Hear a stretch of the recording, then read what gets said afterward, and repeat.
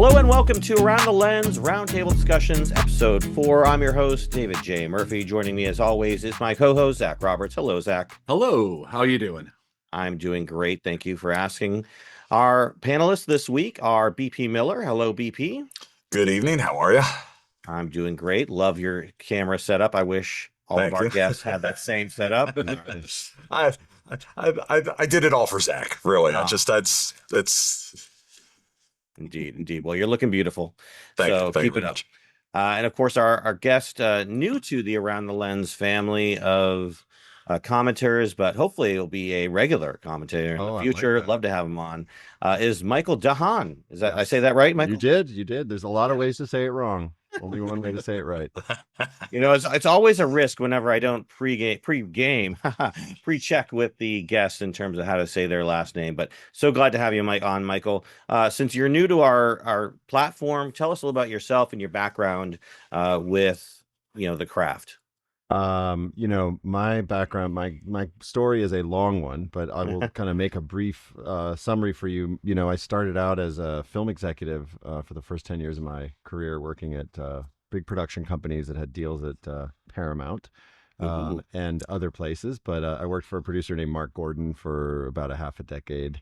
As a development executive, I got to work on some really great movies. The Patriot was one of my only producing credits, but Mark was finishing up Saving Private Ryan when I just got to the company.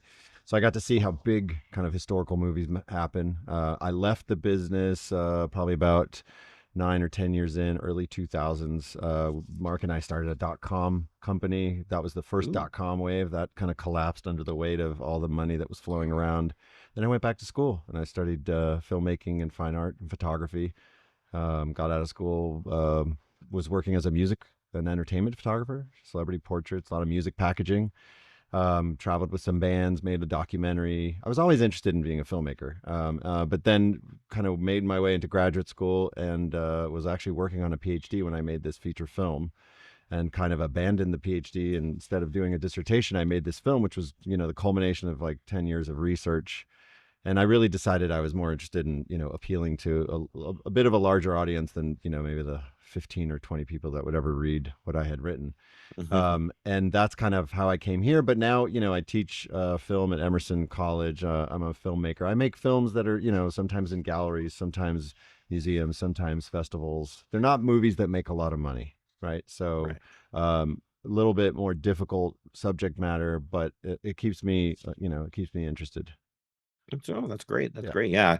I think, I'm actually watching your film right now, and I'm looking forward to having a one-on-one discussion with you about it and to go into detail about it. Definitely an interesting piece of art, I would say, as well as film in general. And I think that's something that, I think we see a lot of movies, but I don't think many of them would be considered art. I think that's a specific class of film. Totally. Many of are entertaining, and I don't discount the value, and they have artistic elements to them, but there's definitely like a difference there. So great. Well, we'll definitely get into that conversation tomorrow in our one-on-one interview.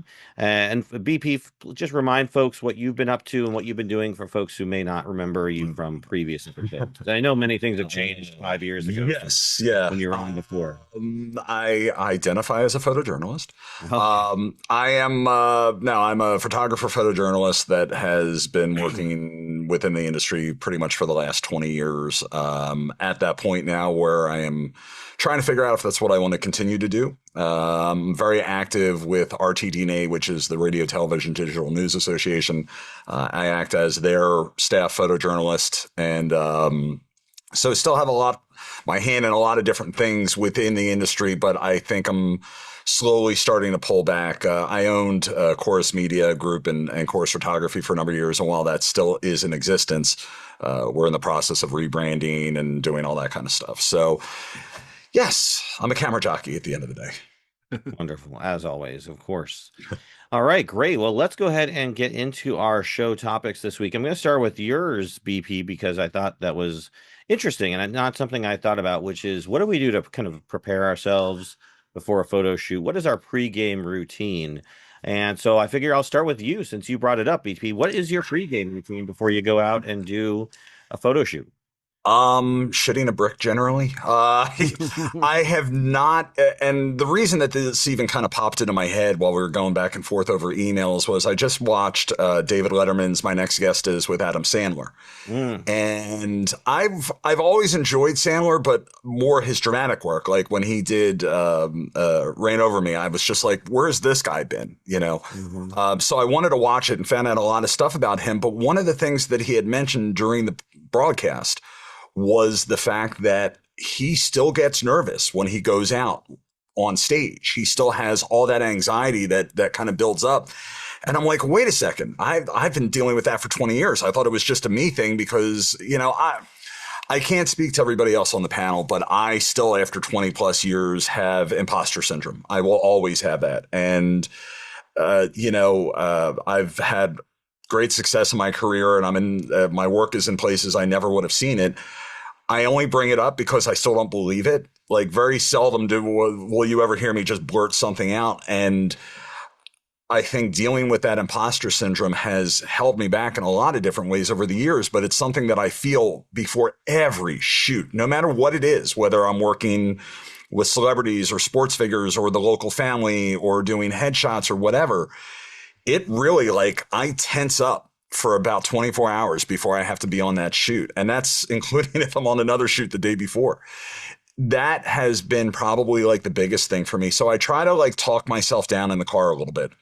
And, you've been doing this forever. You're good enough. You're smart enough. And God damn it, Gosh people darn it. like you. Yeah, like people like you. And so I try to like talk myself into everything. And once I'm on set and, wherever I'm at, I'm fine.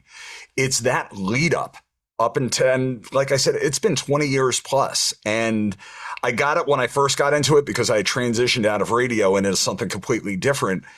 And I thought, oh, okay, well, this is something that I obviously have some level of skill with, and that's good. And you wouldn't know it if you talked to me 24 hours beforehand, 12 hours, even an hour beforehand. I'm still like, yeah, I'm sure the shoot will be fine. I'm just kind of looking around and yeah. So that and a decent cup of coffee, which probably you would think would run opposite of trying to calm down. But for me, just having that cup of coffee in the car before I walk into whatever set that I'm going on to, that really between those two things and just trying to talk myself down, that seems to help. Yeah, absolutely.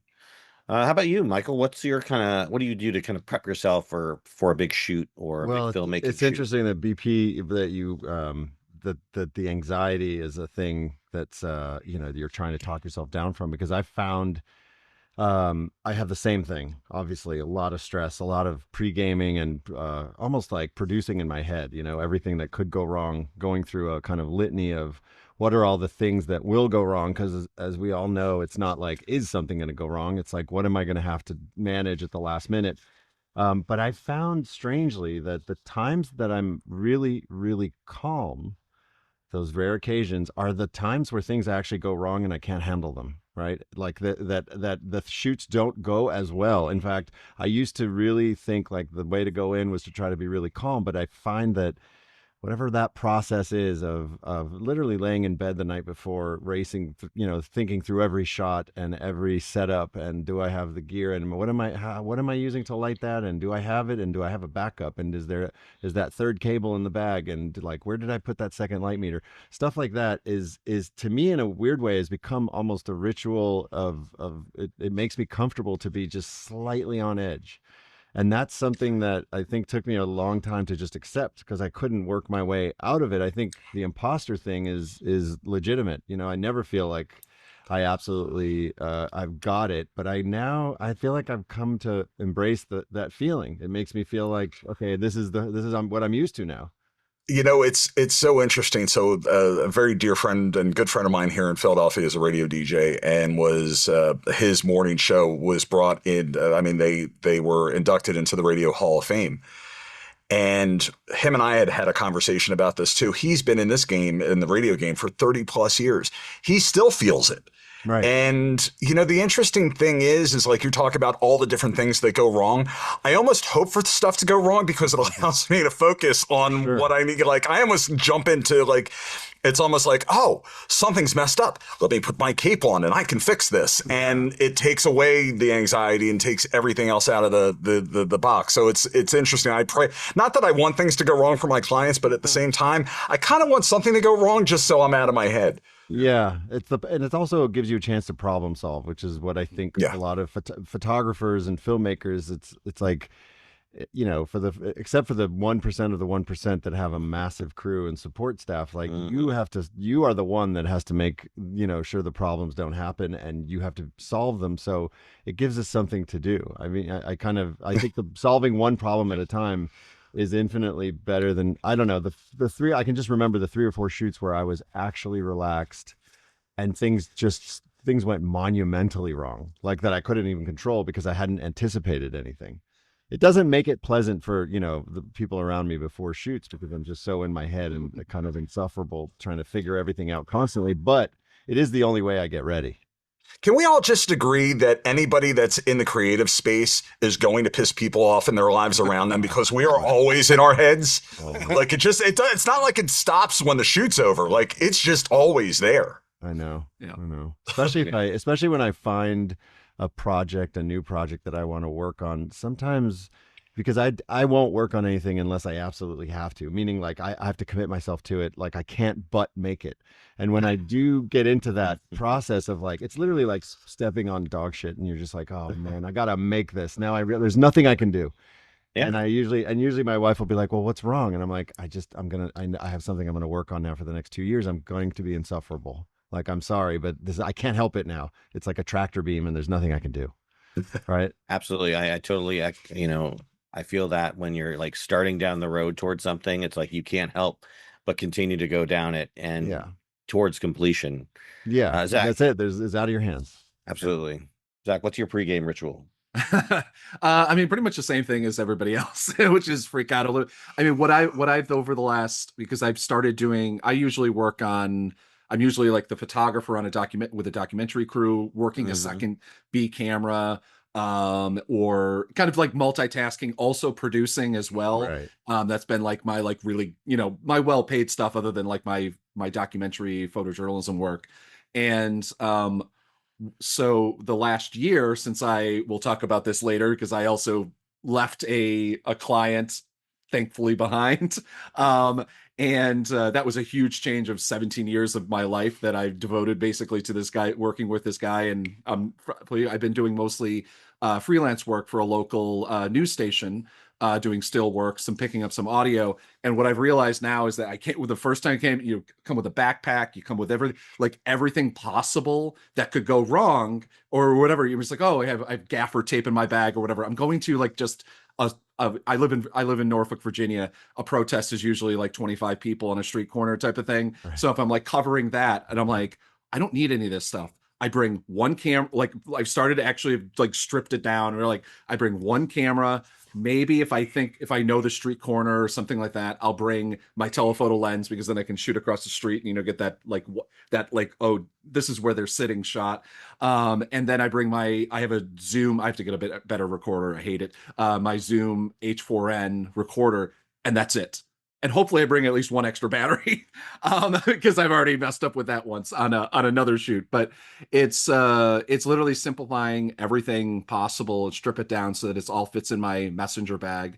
And that's kind of like, as long as it stays in there, then I can just run and gun. Like we just had a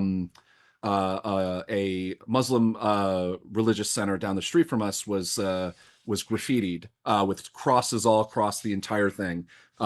They're dealing with it like as a hate crime. It probably was, and just knowing the mixture of this area, and so just literally I saw it on Facebook and was able to just grab one camera and just run down there with it. I have a really good shotgun mic, and I'm like, okay, if my local radio station needs audio, I've got this. Worst case scenario, my cell phone works, and I need one lens, and that's it. And I was just like completely comfortable like doing that. It was like, it obviously was not relaxing, because I don't know what I was going into, and it was a very stressful, not assignment, but just like thing picking up something that happened like 5 blocks away. Like that doesn't happen for me. Usually I'm driving to DC or New York or somewhere else, where else in the country to cover this type of stuff. So, but yeah, it's simplifying is to me is the key. So. Yeah, absolutely. Getting ready is part of my regimen. And so whether it's for a film or for a photo shoot, it's just making sure everything's ops checked, making sure your batteries are charged, and of course, never forgetting your memory cards. Anybody been on a shoot where they got to the location like, oh my God, I don't have my memory cards? I no, go ahead, Zach. Go ahead. Oh no. I was just going to complain. I have them sitting in front of me. These switch over to SD cards or compact flash cards too. Like I used to have XQD and now I switched over to what are these? I always forget. CF Express. CF Express. There, You can't find them anywhere.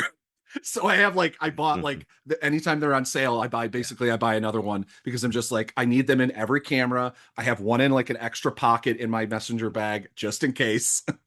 Because they don't sell them at Best Buy. The pain in the ass about it is, I mean, I know because you're Nikon, right? Yeah. If I remember correctly. So Canon, with the one camera that I'm shooting with, which is the R5 Mark II, it has a CF Express and an SD rather than two CF Express, which is great. But if you don't use a quicker card as your SD card, it lags. I'm like, why wouldn't you just make both of them the same? Like, what's the difference? Like, if you're shooting a two, anyway, yeah. I use one for still and one for video. So because the video on the Nikon is huge, they're huge files, which I love the files on them, but they're huge files. So I have like the 128 for stills, and then the 256, which can. Thank God SDs are at least a little bit cheaper than these, or at least regularly cheaper. So yeah, but.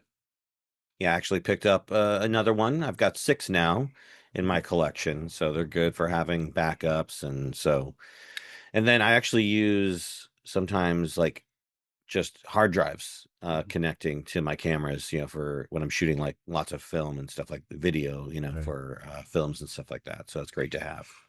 So yeah, batteries charged. Batteries, kind of my other crux is like when it was just, when I was just shooting stills, all I had to do was make sure my camera batteries were charged. But in filmmaking, you've got light batteries, you've got these big Sony batteries for like your monitor, for a million other things. So making sure all of those are charged is usually what I spend the couple days leading up to any particular shoot, making sure are all charged, because it usually takes more than a few days to get everything ready to go. Of course, yeah. Mentally, though, I don't really do much to kind of psych myself up. I'd say, similar to UBP, I mean, maybe there's a bit of an imposter syndrome, or maybe a bit of like, can I actually do this thing that people have entrusted me to do? Do I believe in myself enough to, meet the client's needs and get them what they want? And I think it's just like kind of what you said, Michael, is like you're on this train, you're moving forward, whether you like it or not. Yeah. So you just At the end of kinda the day, you're gonna have stuff. exactly. You're going to do something, and you're either going to upset the client or you're going to make the client happy, and then that's it. You're going to move on with your life, and hopefully, don't mess things up too bad.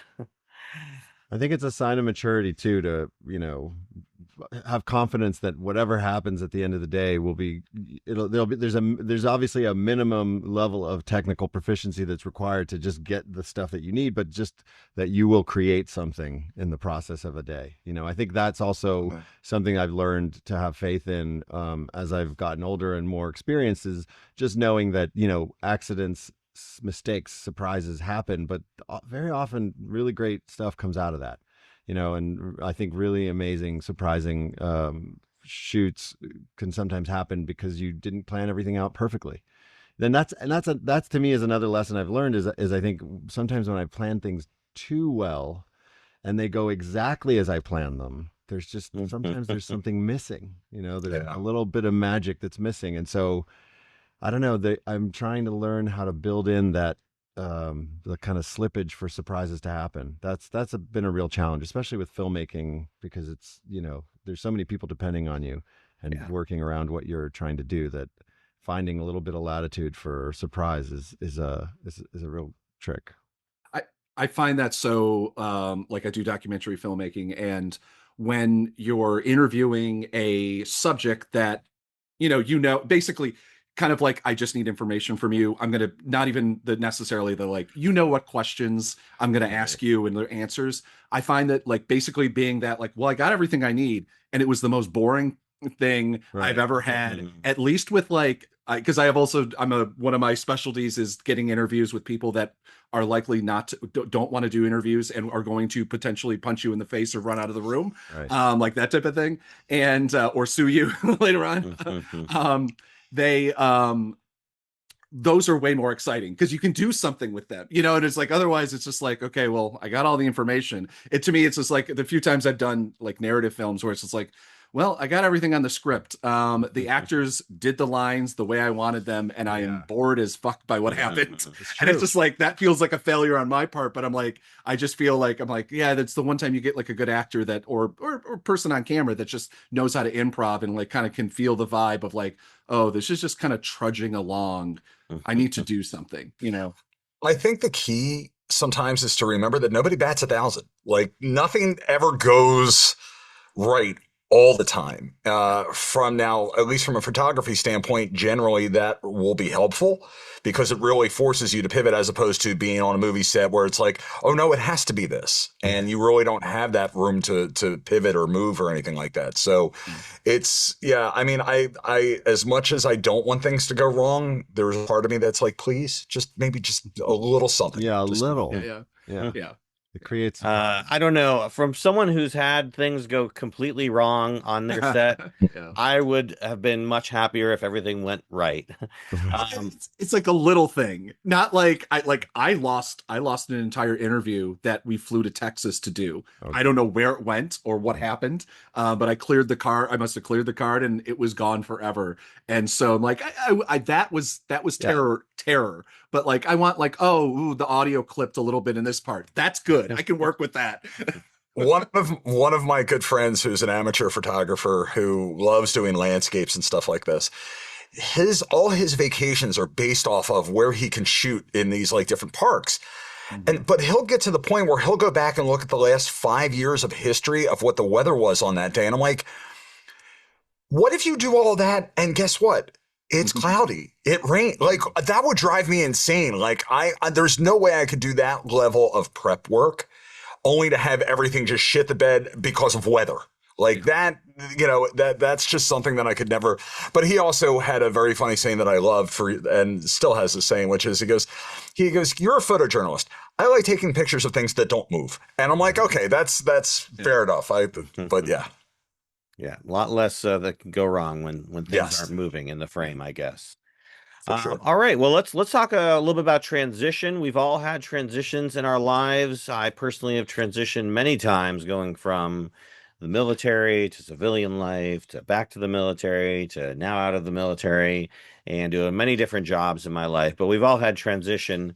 And, BP, you mentioned that you were going through a transition yourself, trying to decide whether or not you want to stay in this career field. So let's start with you again. Talk to us about the transition and kind of what's going through your head. Why are you thinking about leaving, buddy? I've been actually thinking about it, and Zach can attest to this because him and I have had this conversation over the years as well. In the back of my head, there's always been this like, all right, I've done everything that I can do. When my work, some of the work that I did during COVID was curated by the Smithsonian. And that was a really weird thing. And I'm like, all right, well, short of winning like a Pulitzer or a POI, like, unless I'm in the right place at the right time, even going back into a newsroom doesn't secure that. What else am I going to do that I haven't done? And then back at the beginning of the year, my wife of nearly 20 years and I split. So this whole year has been a huge transition in so many different ways. When everything happened, I ended up actually taking off I've taken off the entire year, but this summer I went on this 28-day road trip, put like 9,000 miles on the car, drove all the way out to Oregon, down in California, all these different places. And of course I was making images the whole time because there was, at one point there was going to be a book that was going to come out. And I've kind of shifted away from that a little bit because I don't want to keep being known for the photography. I mean, it's been great. It has given me a fantastic career. But also losing, and this is going to, I'm trying to figure out the way to pivot this, losing my person that I would bounce everything off of, that I would talk to everybody about, I would talk about every little thing.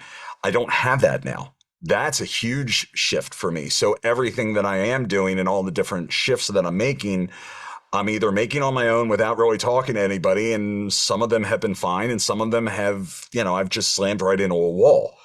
But even beyond that, I think I'm starting to come out on the other end of this now going, okay, you're at another fork in the road. And David, you've gone through this. You went through military in and out. And Zach, you've been in and out. And, all these, you start to question everything that you do and whether it's the right move.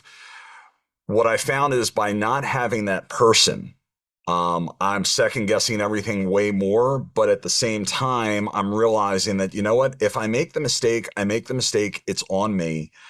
There's not that back of that, well, if I had just listened to her or if I didn't listen to her, it was never any of that to begin with, but how your mind just kind of starts to mess with you a little bit.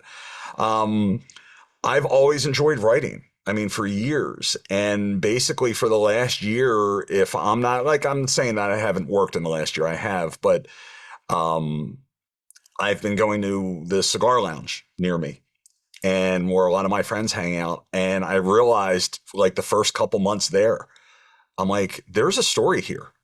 So I started bringing my camera in and I started telling the stories within the lounge. But then I even took it a step further than that and started writing a stage show about what happens in a cigar lounge. Because if you've never been, you have millionaires sitting next to blue collar workers, Democrats sitting next to Republicans, Jews and Catholics, cats and dogs, whatever term you want to use. Everybody just sits there. Everybody talks, but I have heard the most fascinating and hilarious conversations in this lounge. So I have actually scripted out probably about 3/4 of the script at this point. Now I'm getting to the point of now actually just writing stage notes and different layers that I want to put into it. And you know what? It's the most excited I've been about anything that I've been doing in probably 5 years. So I don't know about you guys, as far as what your friends tell you and what your families tell. It's how can you walk away from photography? You're so good at this and that and the other thing. And I always come back to the same thing. It doesn't matter if you're good at it if you don't enjoy it anymore. There has to be that level of, I'm always going to see the world in a frame. I can't, it's just how my mind works. I'm always going to see the shots. I'm always going to stop and take a shot of something. I'm never going to cease being a photojournalist or photographer. But I'm not getting the passion out of it that I was. And while the clients may not know the difference in the end work, I do. I see it. I can go onto a shoot, and I'm sure I can say the same to the three of you. You can walk onto a set with your eyes closed, and after a while, a lot of it's muscle memory, and the clients aren't going to know if something didn't go right or you didn't get the shot that you wanted or anything like that. But when you leave and you're like, man, I shit the bed on that, you can't get out of your head on that. It's difficult because it doesn't matter what the client thinks at that point. It's what's in your head. So yeah, the transition this year has been difficult, way more difficult than I think I anticipated it being. But at the same time, it's also been freeing on a lot of different levels. And I don't mean from a marriage perspective. I just mean from being able to look at everything. And right now, the only person that I really have to worry about is myself. We never had kids. So that gives me that level of, hey, I'm going to go do this. And if I fail, guess what? Not the first time, won't be the last. And I'm chasing my happy instead of what everyone tells me my happy should be. So. Yeah, in the end, I think that makes a lot of sense. I mean, at the end of your life, I don't think you'll regret making those decisions. I've had many moments in my life where I've been told by people that I shouldn't be doing things because it's what everybody else would be so happy doing what you do. And I think that's always the wrong way to go about it. Well, I also, after 20 years, I don't want to be the boss anymore. I want to, at 5 o'clock, I want to just walk away from it and let it be somebody else's problem. Yeah. I want somebody else to deal with the insurance. I want somebody else to deal with paychecks. I want somebody, all those different things, because, at 5 o'clock, it's not like you just get to take the hat off and sit and watch TV. You still have your mind is constantly running. And you know what? My mind hasn't been running for the last at least 4 or 5 months. Yeah. And that's been fantastic. I mean, it's been really, it's felt like just a lot of weight has been lifted off. Yeah, there's a kind of that same feeling being out of the military because, I was working many times, into the night after work, after hours on a lot of things. And, especially when I was a public affairs chief, I never stopped working because there was always things that had to be ready or I'd be on call. And so, having retired, it's been nice to kind of just relax and not have to worry about everything. But I am starting to kind of get into the need to do something else and, find more steady work. Although I love to do filmmaking and filmmaking would be my primary job if I can make it. But it's a tough career field. I'm sure Definitely. Michael can, you know, attest to that. But We're also getting into, we're men of a certain age at this point too. So like that 100% plays into it. I can't do what I did yeah, when I was younger. I can't like, and that's the biggest thing is like, who the hell wants to hire a 54-year-old? Like it's a different thing. And up here, I'm not 54, but that's what they're seeing. right. It's a bit of a mind f. It's 100%. Yeah, I also mean, I think about that as myself. I'm just a 44-year-old guy, be 45 next year, and it's like ageism is a thing, Yeah. whether you want to believe it or not, or whatever the laws might state. People are being passed over because of their age, so that's something you got to think about as well. Yeah, I also think it's that they're hiring people that are much younger and willing to do a lot more for a lot less. And Hmm. at some point, your age comes with a certain amount of like, man, I can't do that. That's Yeah. just too, I just can't do it for that because it's basically like I'm losing money, right? I Right. mean, so much of my early career in photography, I'm sure VP, you can speak to this as well, is like I was doing jobs at cost. I was carrying, the cost of the shoot for months for record labels. I mean, literally, like for Universal, or I mean, huge companies that I would be carrying $40,000-$50,000 of costs for a packaging shoot until they would pay me, and meaning until they would reimburse me and pay me. And it's like, I think that is a young man's game. Like, I just can't be hassling people for paychecks anymore. That alone is something I'm happy to have left behind. And I think that Which comes is with age. I would just love to, stop realizing that I'm in my mid 50s. Like I think Right. that's the hardest thing because you get it, it's the same thing. You get in your head, you're like, oh, well, I'm in my mid 50s. Nobody's going to want to hire me. It's like, and now just getting into the dating scene, I'm like, no, like nobody wants to look at a 54-year-old. Like you really start to get in a bit of this, it's a mind game with yourself because you're still mentally you're 16 or 25 or whatever, and you realize like, wow, my back didn't hurt the last time I did a shoot like this, or my back did all those things, and then you mix that in with everything else that you're doing and trying to figure out what your life looks like in an act 2 or an act 3 or an act 4, and you're like, oh man, all right, I can't hang like I used to. It's just very sad. Yeah, no, absolutely.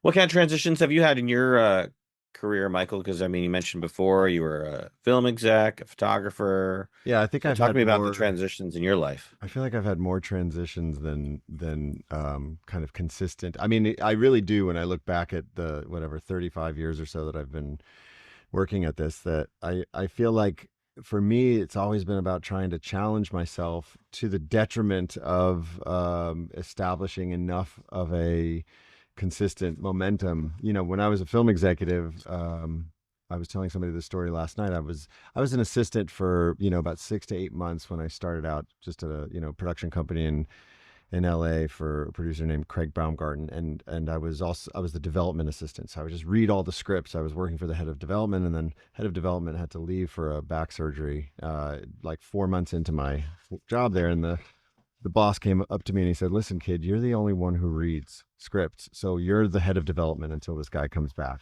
I was like 21 years old. I was like, okay, I don't know how to do this job. So I was just kind of ignorant, but also kind of arrogant. So I would just pick up the phone and call anybody, literally people I should have had no business calling, like super agents at agencies who would, like, that film Swimming with Sharks, would pick up the phone and be like, "I've been on the phone with you for 43 seconds and I haven't made a penny." I mean, literally, this was said to me. Why am I still talking to you? Hmm. But it was a great kind of trial by fire, and I had some success early as a development person because I kind of moved jobs and then started working as a vice president of whatever when I was in my mid 20s. And got to, work with real directors, real producers, really see how the process went. But I really wanted to be a director.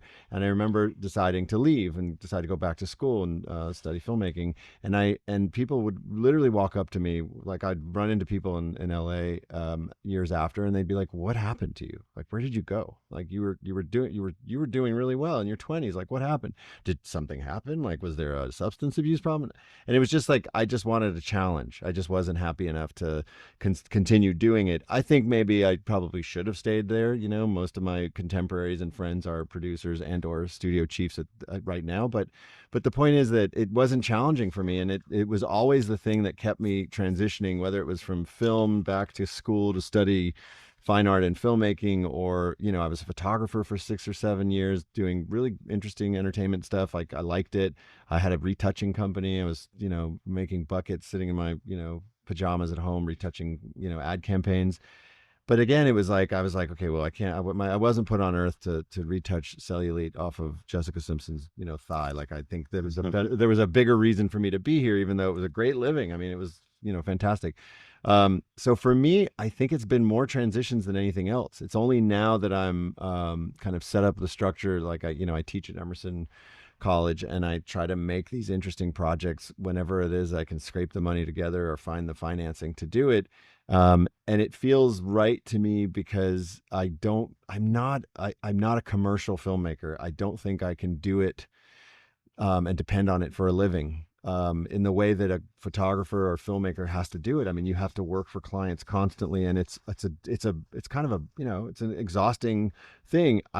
It takes me a long time to commit myself to a project that's interesting enough for me to want to work on for 2, 3. This one probably took 4 years from beginning to end. So I find myself more comfortable with transitions than anything else because I need that spark of like, oh, I've never done that, and it seems like a really terrifying challenge. And I think the boredom is the thing that really gets to me. And that's probably why I didn't have a bigger career as a photographer, because I left too early, or a film executive because I left too early. Or, I mean, again, I don't know that it's necessarily what I'd recommend for people. I think sticking with something, even when it gets boring, because all the things get boring. Like, the point is how what can you stick with even when it's boring? And I think that's kind of a mistake I probably wouldn't make again. Right. Well, let me pivot a question really quick, because that I don't know if you guys notice, I'm writing notes down. Mm. I think it's interesting because in the age that I wonder how much of it has to do with the age that we live in. I mean, we were never meant to have the entirety of America or human history at our fingertips. Right. And I wonder if we've just gotten into, with the Amazon age and the immediacy age and like, I want all this now, if that has something to do with our shift. I mean, look, we're all lifers in some form or fashion. We've been around it in different areas, whether it be filmmaking, whether it be stills, photojournalism, PR chief, all the different things. I wonder if that has something to do with it. Like, as I'm sitting here thinking, I'm like, creatives in general get bored easily. So I'm wondering, like, if this is just part of our natural progression of what it was going to be regardless. And we're just in our heads going, well, I could have done this, or I could have done this, or I could have done this. And I'm thinking to myself, well, I did do a lot of those things and I'm still here and I'm still bored. So maybe it's not me. Maybe it's just the world that I inhabit. I wonder if that has something to do with it. Well, I mean, 50, 60 years ago, people did have careers for 30, 40 years where they did the same thing and they were fine with it. And I think we don't do that anymore. I mean, it's not, I think making a living at being a creative person has gotten a lot more difficult, right? I think it's gotten a lot more difficult. So I think. Thanks, influencers. Yeah. Sorry, did I say that? It's true. It's true, but it's like, but it's and they're going to feel the same transition involuntarily. They're going to go through it in the next 6 to 12 months as well. So I think learning to pivot as a creative is, to me, absolutely essential. Like, hybridizing your practice, figuring out. I think the thing that they should be teaching in film schools and photography schools is like, okay, what do you do to support yourself while you're trying to let the world discover you? Because they don't teach you that, and 90% of art schools are sending people out into the world to jobs that don't exist or don't pay enough to survive, at least now. right? What's the thing we always heard, Zach? I want to work at Nat Geo. Yeah. Right? That was everyone coming out of school. I'm going to go work at Nat Geo. Okay.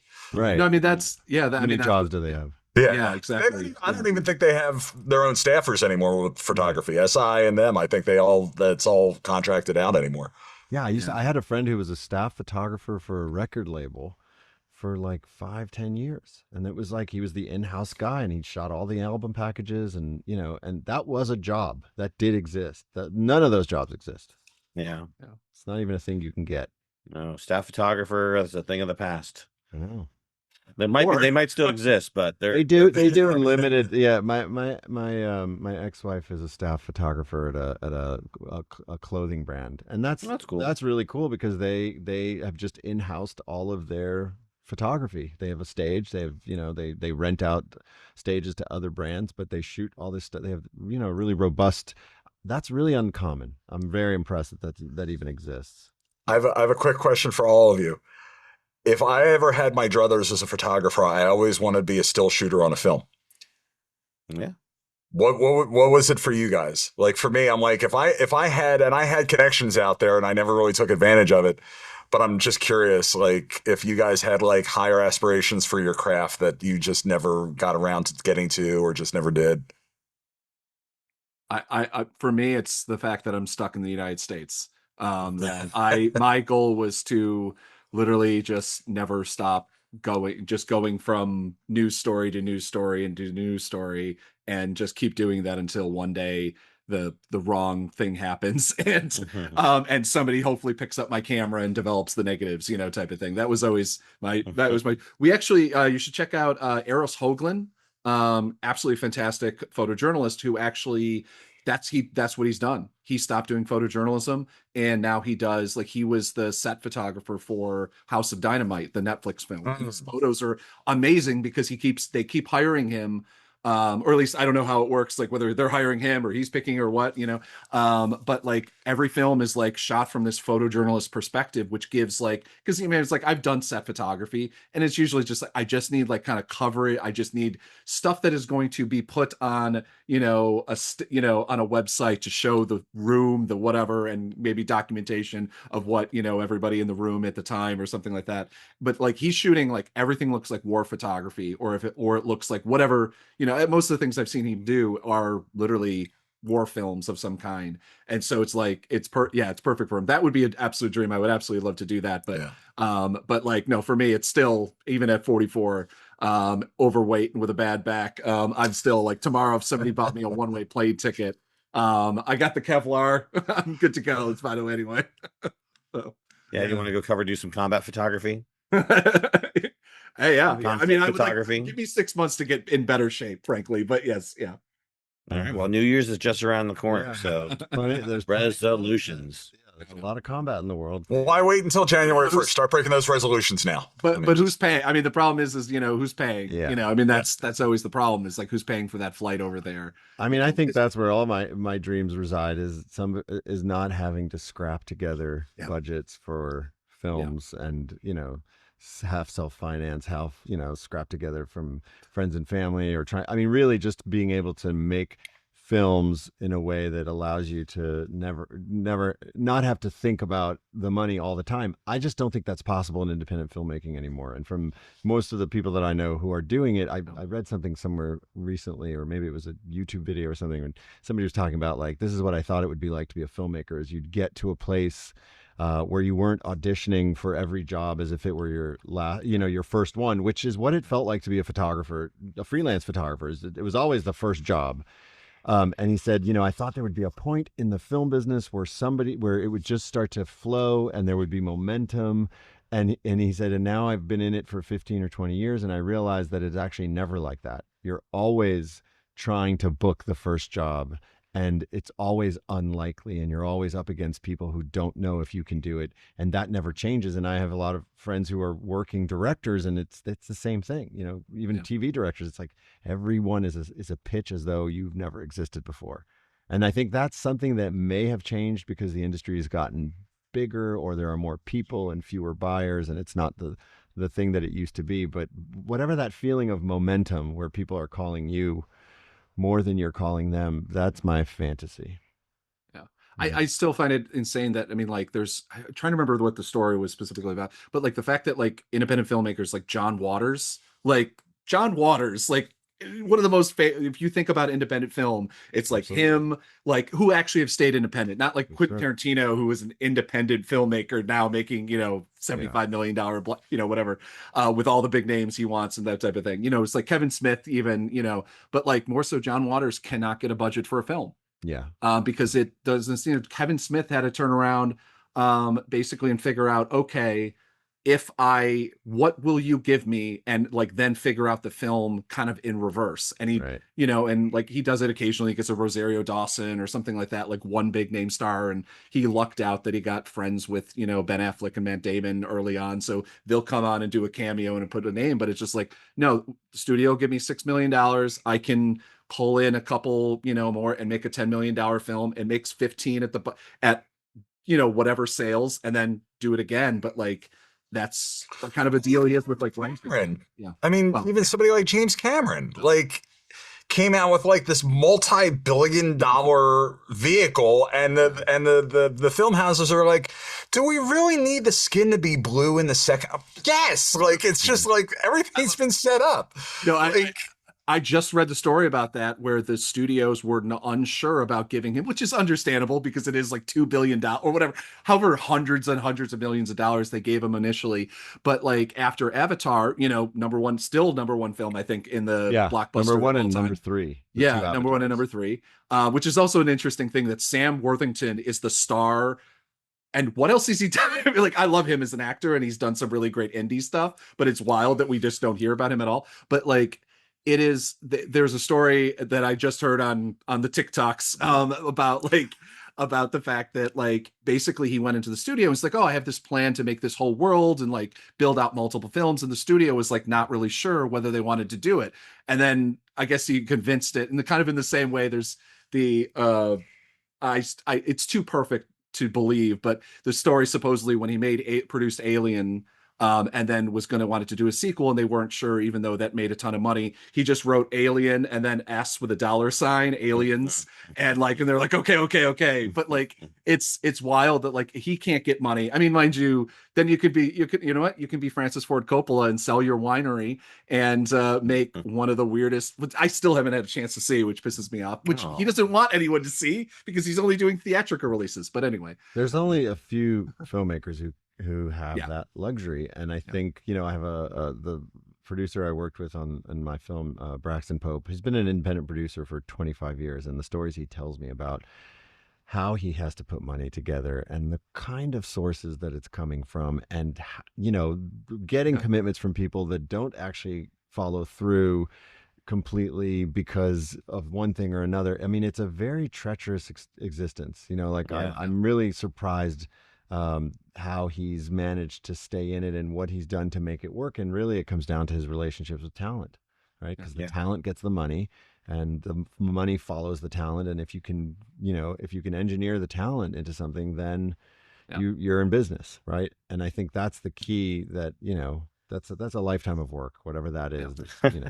It kind of makes me think, how does anything get made? Because it's such a really treacherous road to go down, and such a difficult avenue to raise the funds to make the films.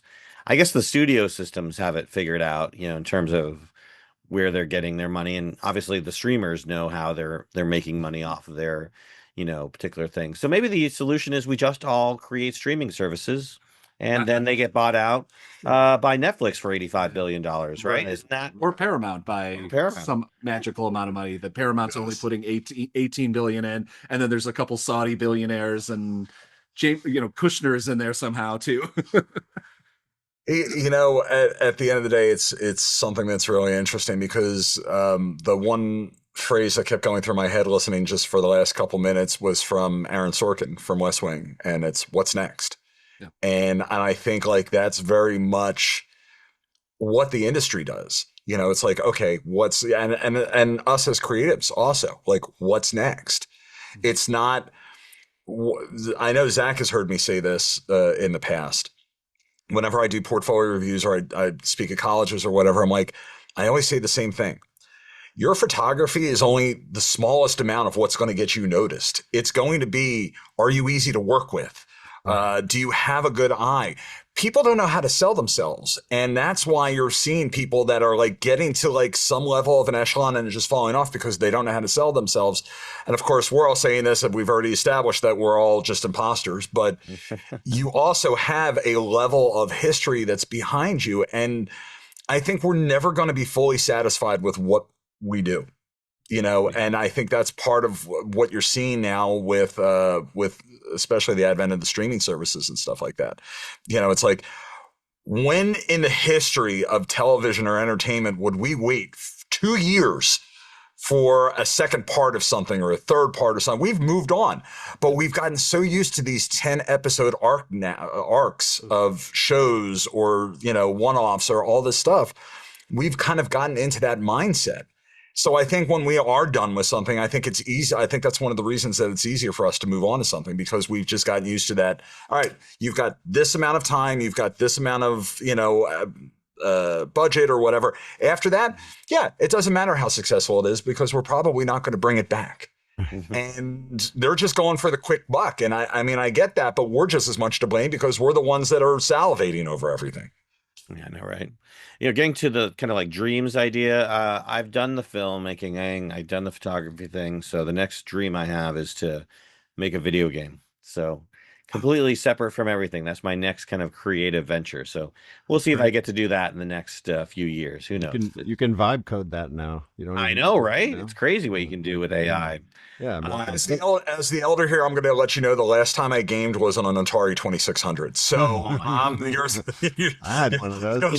There's an ice floe just outside. We'll put you on it, push you off, say goodbye. Yes, that's next. That's 100% next. I think one of the things that they don't tell you when you're starting out is that half the job, or 90% of the job of being a creative, is getting the job. Like that's more. Mm-hmm. That's most of the work to being a creative. It's not doing the job and delivering for the client. It's literally, how do you get the job? How do you get noticed? How do you get, how do you present your portfolio? How do you network? Who knows you? Who do you know? I think that's the thing that people do not realize. I think I've met so many brilliant, talented people who just don't know how to get the job. It's like when I was a feature executive, it was like there were brilliant writers who couldn't pitch their way out of a paper bag. And then there were garbage writers who could pitch, like nobody's business. And the ones that sold were the ones that could pitch in the room. They were not the ones that were great writers. And that to me was always the most surprising thing. But I get it now. That's the kind of society we live on. We live on the hook and the sell. Right. Yeah. And that to being a creative, that is the skill. I'll put my money on that guy or girl or whatever. That's anytime. Yeah. Well, now I know all I have to do is just add $signs to my S's, and also be James Cameron. I think that's really the most important part, though. Those two things, that's fine. Yeah, but you know what? I wouldn't sneeze at Kevin Smith's money either. I mean, let's face it. I mean, the man's done well for himself. I mean, I think that's Clark's background. That's probably t-shirts, and I mean, that's the thing is though. I mean, like that's the other job is that I think with Kevin Smith, when we always talk about it's like, well, what's the job that allows us to do the job? Like filmmakers do that. I mean, Kevin Smith put everything on his credit card. And luckily made it back. Like we've all done that. It's just like if you're a photojournalist, it's shooting weddings sometimes or shooting whatever it is, and it's always trying to figure out what the other job is. And that's the problem. I've been trying to figure that out. Like, we're like, okay, how do I get out of the debt that I've done doing the job that I want to do? Like, how do I actually pay to do that? Which is a really unfortunate, kind of sad. But the thing that I think, Michael, you touched upon it is that it's like I went to SUNY Purchase Film School for 1 year, stupidly dropped out, worst decision of my life still. But like that was the only school, that was one thing that they actually led you through. They had like a 95, this is back in the 99, 2000, 2001. So like they had like a 95% placement rate in schools. Like it was a very small graduating class, but like the film school did into jobs in the real into filmmaking. Like they're kind of famous. Hal Hartley came from there and I wonder what kind of indie now. Yeah, I mean it's literally was like 20. It was only tiny. It was like 30 graduating graduating class. So I mean it's not NYU, but like then I went to art photography at Syracuse University. Huge, massive connections. The alumni department was enormous, and they were very helpful, like trying to help me find when I moved to New York City a couple years later, like finding, oh, here's a connection if you want to get or whatever. But like in the actual time, like learning how to write grants, learning how to do all these things, it was like, why aren't this is like, what do I do with this art degree other than I don't want to do fashion, like, and I don't want to do, especially this is, I graduated or I left Syracuse University in 2003. So I mean, like film was still a thing, and like, physical media was still a thing. Right. And so it's like, but I, it was just like, they never still, and it's something that I think we've had a lot of people on that have gone to PJ school and traditional school, and like they just don't. It's shocking always to me that like we never learn like how to make it, which is obviously a very difficult thing how to do. Think about how many different things, different events that you and I have been at, whether we're there as attendees or speakers or whatever. And I've always said, I'm like, we need to be teaching the new generation way more than just shooting skills. Like, I don't want to sit in a dark room and watch somebody just like show me their history of work. I want to know how they got the work. I want to know how, how did they maintain and how did they connect with people? Like, that's the stuff that matters. Right. I remember a couple years ago when I was first trying to put, many years ago, like 10 years ago, when I was just like, okay, I want to leave this job and kind of like work and try to find a staff job, or I've done enough freelance work. I've done enough of kind of the grind to like try to find a job of some kind. And just like asking around, it was so frustrating asking around. I think it was before I knew you. So, but like, does anyone have a resume? Like, how do you, as a freelance photojournalist, how do you put that? As a documentary filmmaker, as a filmmaker, as a, like any of these things, how do you put that in a piece of paper to go get a job? And no one wanted to share anything with me. They were like, oh, I'd be happy to look at yours. And I'm like, I don't even know how to format this thing. I still don't. It was wild. Like, but only now, the only interviews I've gotten now is thankfully my best friend started to work she works for a diamond company as in HR, and in the HR department. And she helped me put it together. She ran it through their analysis, type of thing, which they're hiring photographers, let me tell you. But, all right. Well, I've shot diamonds. It's like $30 an hour. It's not bad. Yes. Sorry, David. What were you going to say? I was going to say I'll go to the countries that are mining the blood diamonds and cover that story. That sounds like yes. That's where the stories are. That's where the real stories are. I feel like one of the things that people need to teach. I've always wanted to propose. I've tried to propose this class in the past, which is like the first 5 years of your career, because film schools, art schools, photography schools, they're always bringing people in when they're successful, right? Mm-hmm. And I want to hear, like, what did you do for those first 5 years? Like when I moved to LA, like I was driving models around for a modeling agency just to like make money, like by the mile. I was like the kind of stuff you do just to survive, because I think you come out of school and you think that because you're not successful immediately, that means you must be a failure. But when you talk to people who have done it for life and are really, kind of made a career or a life out of it, you hear their story. It's like they have to piece together the first 5 to 10 years of their career just to survive.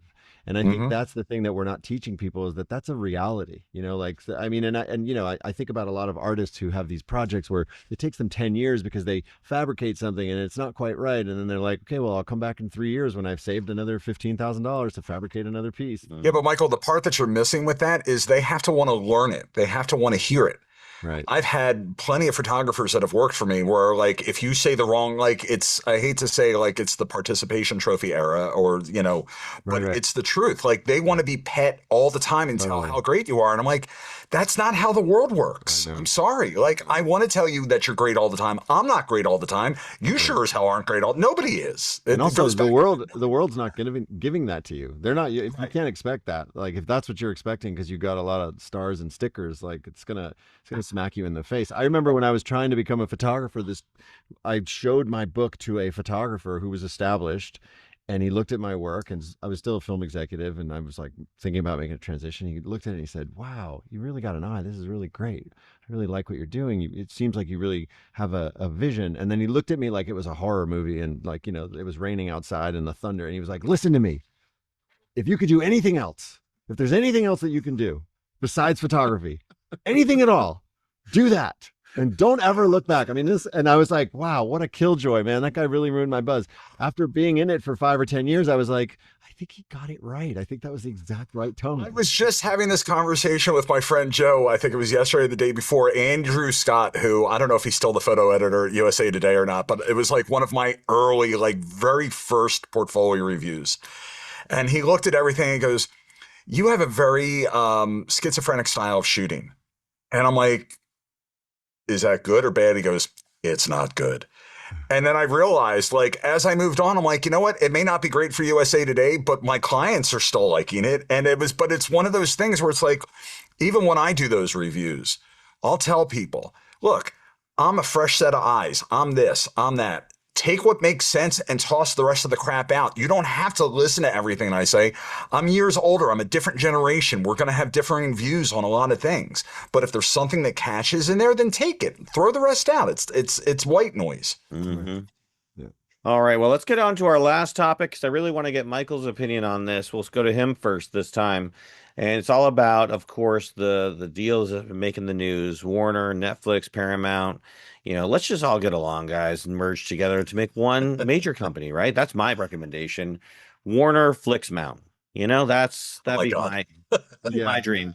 I think there's a lot of thoughts to have about this, but consolidation has never been a good thing in creative industries. I think that to me, whether it's Paramount or Netflix, I think it's, down the road, it becomes a real problem because ultimately there's fewer and fewer buyers. And even if let's say Netflix commits to continuing the tradition of theatrical releases, lots of people are going to lose their jobs. And ultimately, I don't think they're going to sustain the kind of theatrical output that we would like them to have. So, okay, let's say it's Paramount. Okay, then what happens?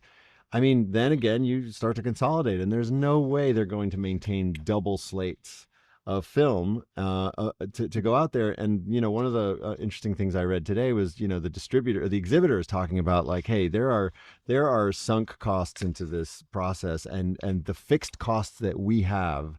There's a kind of bare minimum of how many movies we need to be exhibiting every year before this doesn't even become, this is a barely break even venture as it is, right? COVID nearly killed us. And now that things are coming back a little bit, people do not go to the movies nearly as much as they did before COVID.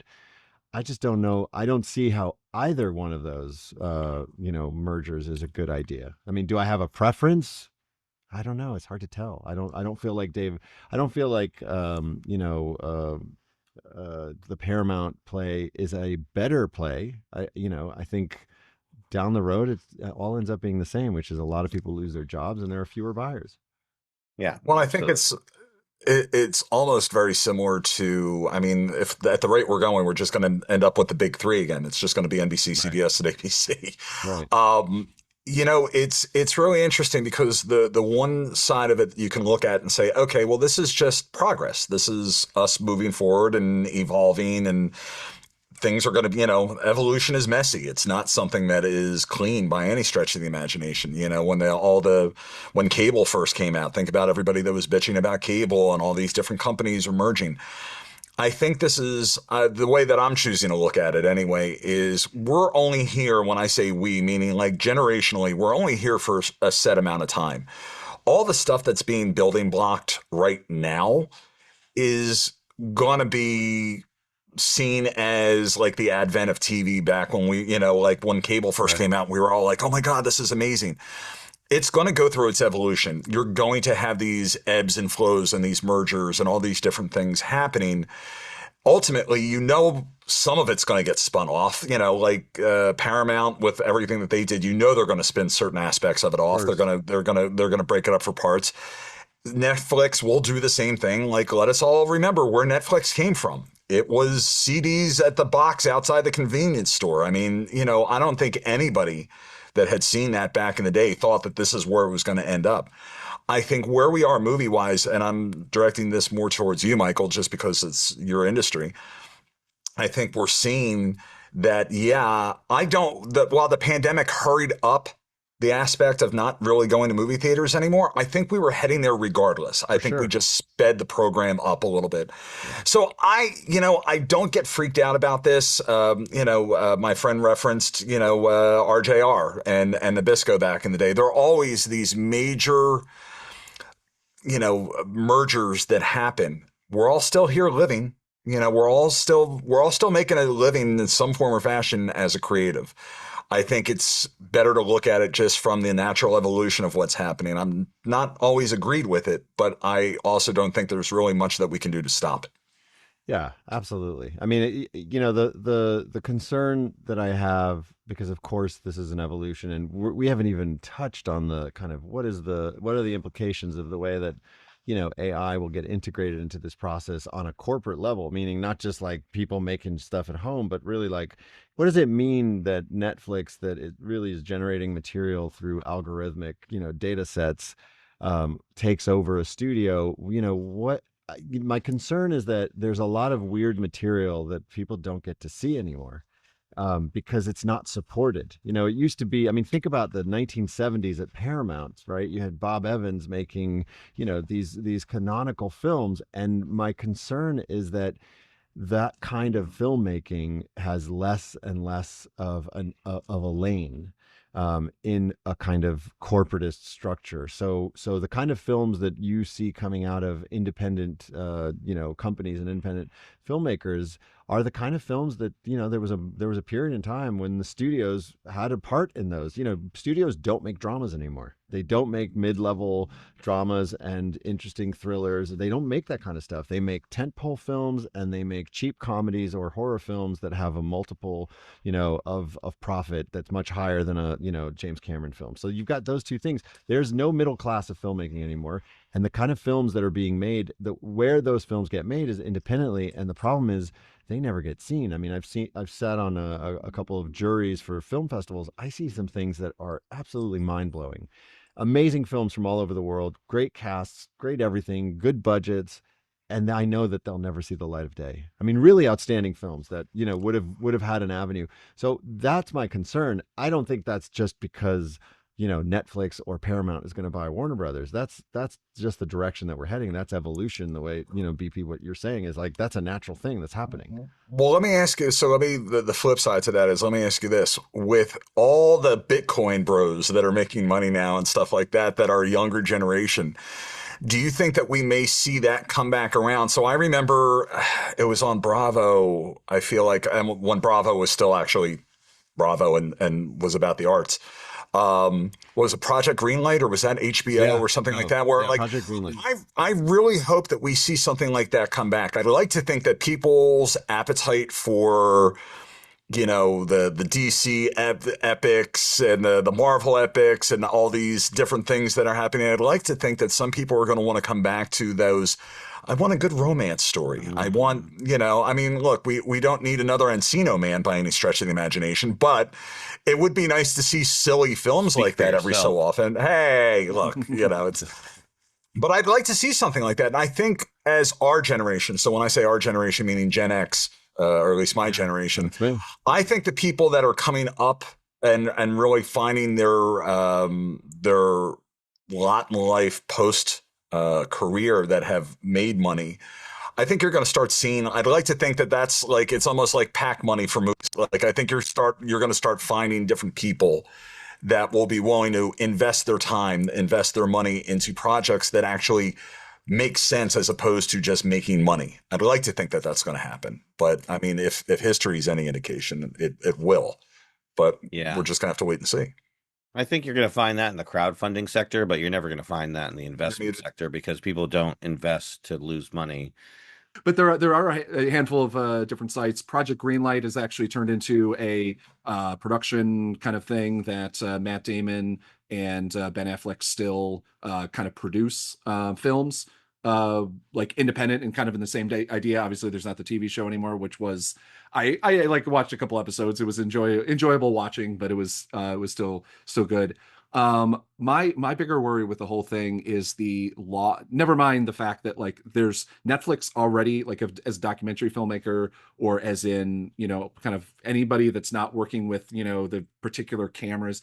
Everybody knows that there's Netflix cameras, there's a Netflix look that they're going to buy. They're more likely to. The idea that they're going to expand that into HBO or like Warner Brothers and HBO and kind of like places that, even their TV programs were, groundbreaking and, and shot differently with different looks on real sets and, like with real actors that aren't, green screened or AI'd in.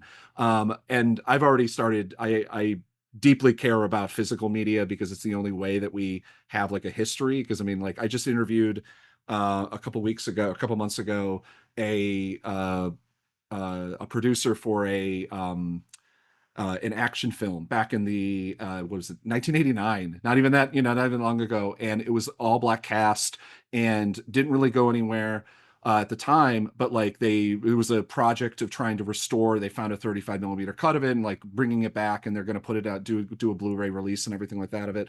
But it's just like there's so many films like that are going to be lost because Netflix, already there's Netflix TV shows that they produced that are gone forever and they're nowhere to be found. And it's like, it's horrifying to me. I mean, like I have a couple, it's wild. I have a couple copies of DVD, like Dogma is actually, go back to Kevin Smith. If you wanted a copy of a Blu-ray of Dogma 3 months ago or 6 months ago, before they announced the redo of it and the whole Miramax thing happened, it was $150 on eBay because there was no good way to watch the movie Dogma, which had Alanis Morissette, Ben Affleck, I mean, monster names everywhere. And so it's just like the idea that like, and I see that happening with Paramount or Netflix, but especially with Netflix. The differences with Paramount, while they're promising 30, they're going to release this is their big sell to the public, is that they're going to release 30 films theatrically next year, which for one studio might be okay. I don't know what the big numbers are nowadays, but the fact is that they're Paramount, they're CBS, which is including documentary films and production and that sort of thing.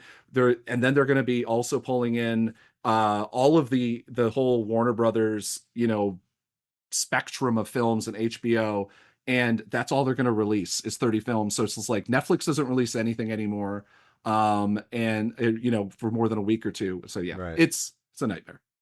Yeah, I mean, they did have that Knives Out, if you could find it, in like 3 theaters in Omaha. Yeah, it's at our independent, and it's like for a week or whatever, and it's like, which is great that they're doing it, I guess. But it's just like it kills me that I didn't, Frankenstein was released, Guillermo del Toro, like amazing film, like a film that was made. You could just see it. I could see it on my 40-inch, LED, Totally. and I was like, that's a film that should have been seen on the screen.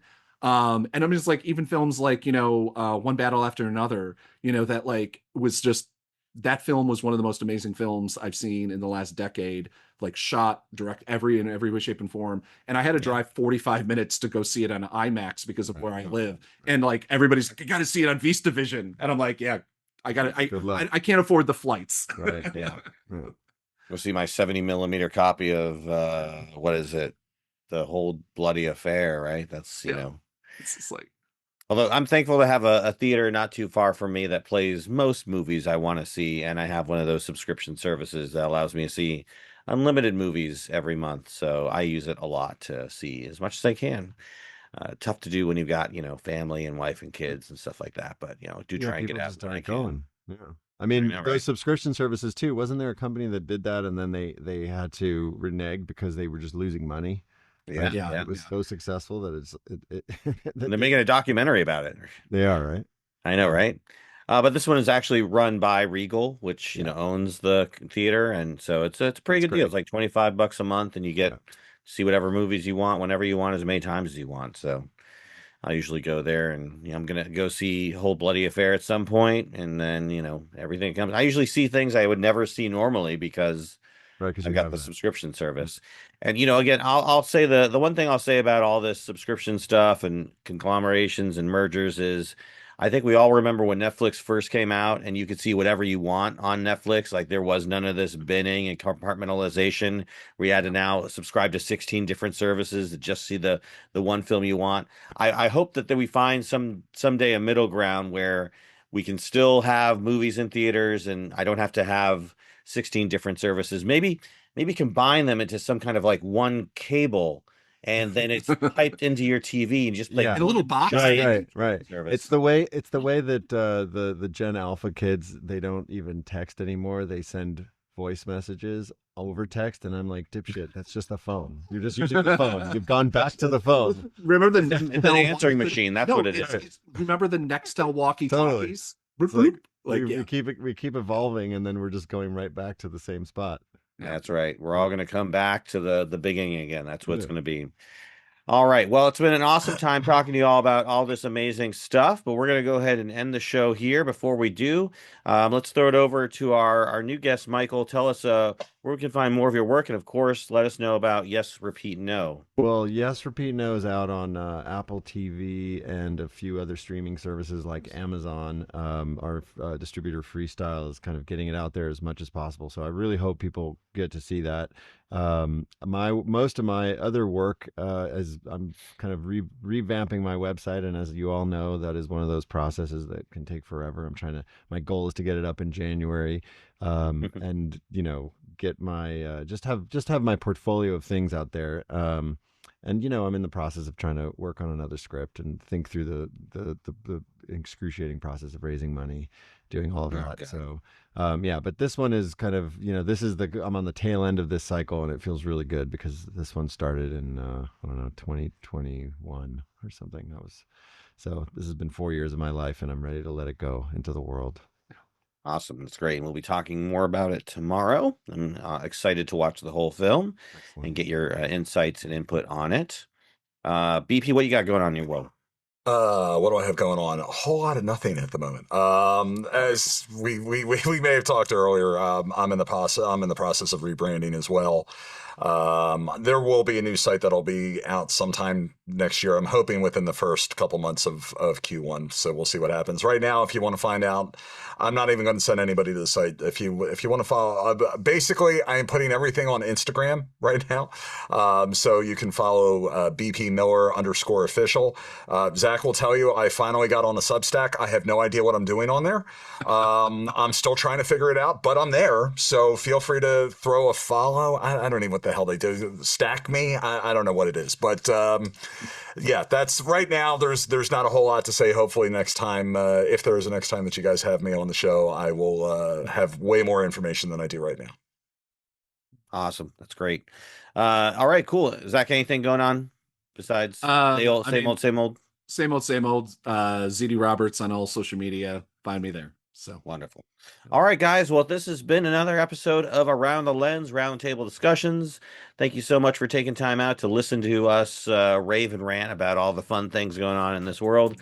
For Zach Roberts, BP Miller, and Michael Dahan, I'm David J. Murphy, and we'll see you all next week. Bye, everybody.